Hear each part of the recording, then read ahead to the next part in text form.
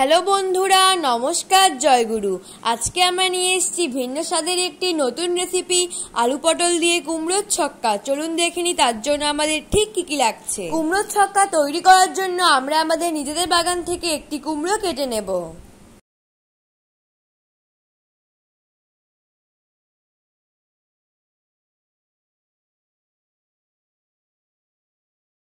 কুমড়ো কাটা হয়ে গেলে আমরা কুমড়োটাকে ভালোভাবে ধুয়ে দুই ভাগে ভাগ করব। তারপর এক ভাগ অংশ থেকে আমরা কুমড়োর ছক্কা তৈরি করে নেব। চলুন আপনারা দেখতে থাকুন।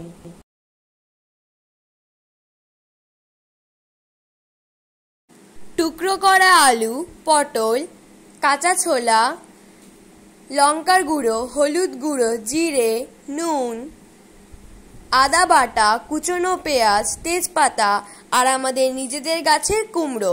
চলুন এইবারে আমরা দেখে নিই এই রেসিপিটা ঠিক কিভাবে তৈরি করব।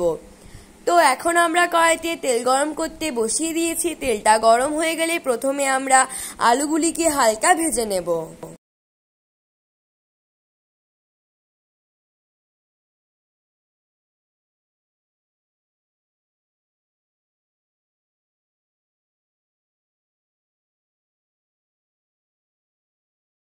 আলুটা ভালোভাবে ভাজা ভাজা হয়ে গেলে তার সঙ্গে আমরা পটল অ্যাড করব।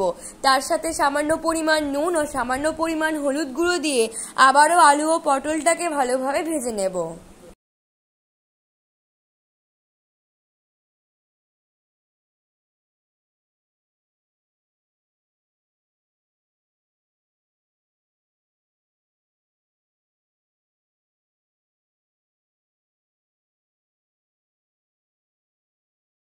আলু ও পটলগুলিকে ভালোভাবে ভাজা হয়ে গেলে আমরা তার সঙ্গে কুমড়ো অ্যাড করব। এখন আমরা একটা মশলার মিশ্রণ তৈরি করব। তার জন্য আমাদের লাগবে আদা বাটা, জিরে গুঁড়ো, লঙ্কার গুঁড়ো, হলুদ গুঁড়ো, নুন আর সামান্য পরিমাণ জল।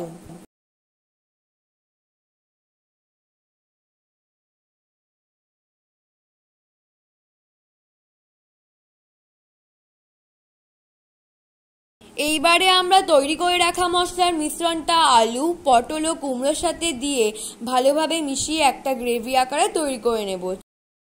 মেশানো হয়ে এলে আমরা আগে থেকে সেদ্ধ করে রাখা ছোলা দিয়ে আবারও ভালোভাবে মিশিয়ে নেব।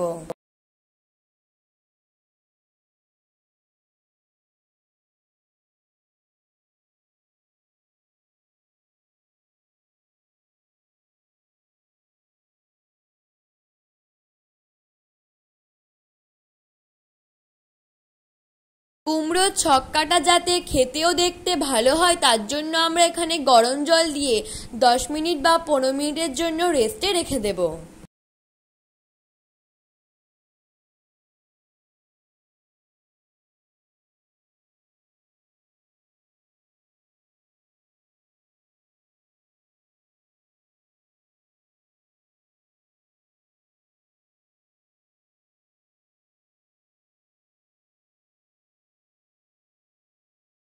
তো দেখুন, এখন আমরা কড়াইতে তেল গরম করতে বসিয়ে দিয়েছি। তেলটা গরম হয়ে গেলে আমরা তাতে পেঁয়াজ ও তেজপাতা ফোড়ন দিয়ে দেব।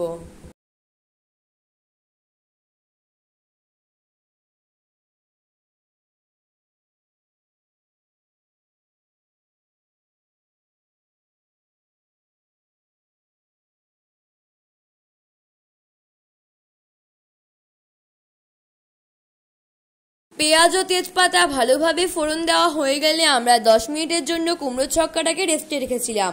সেই কুমড়োর ছক্কাটাকে এখন আমরা এই ফোড়নের সঙ্গে ভালোভাবে মিশিয়ে নেব।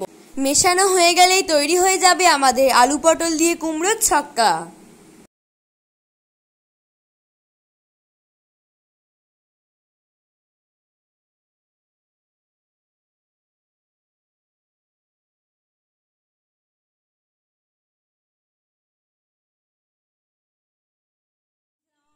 তো দেখুন বন্ধুরা, আমাদের ভিন্ন স্বাদের নতুন রেসিপি আলু পটল দিয়ে কুমড়োর ছক্কা একদম রেডি। আজকের এই রেসিপিটা আপনারা বাড়িতে একবার অবশ্যই ট্রাই করবেন। ট্রাই করে আমাদেরকে কমেন্টে জানাবেন আপনাদের এই রেসিপিটি ঠিক কেমন হলো। আজকে ভিডিও ভালো লাগলে অবশ্যই লাইক করবেন, কমেন্ট করবেন, শেয়ার করবেন। আর যারা আমাদের চ্যানেল নতুন তারা প্লিজ আমাদের চ্যানেলটিকে সাবস্ক্রাইব করে পাশে থাকা বেল আইকনটি ক্লিক করবেন। সবাই সুস্থ থাকবেন, ভালো থাকবেন, বাই বাই।